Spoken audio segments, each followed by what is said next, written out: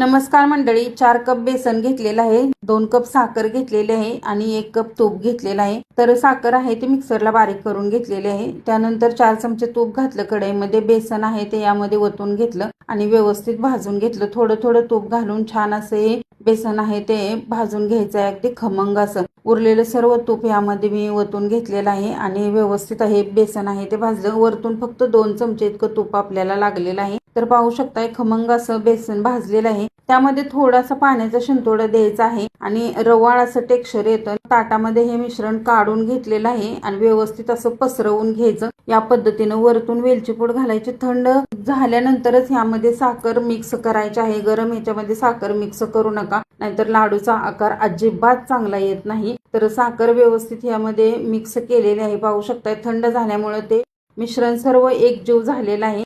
लाडू छान असं वळून घ्यायचं आहे। तर हे बेसन भाजण्यासाठी मला जवळजवळ 40 मिनिटं इतका वेळ लागलेला आहे। लाडू वळल्यानंतर वरतून एक पिस्त्याचा काप लावलेला आहे। छान असे लाडू आपले मस्त तयार झालेले आहेत। तुम्ही नक्की ट्राय करा आणि कमेंट करून सांगायला विसरू नका। धन्यवाद।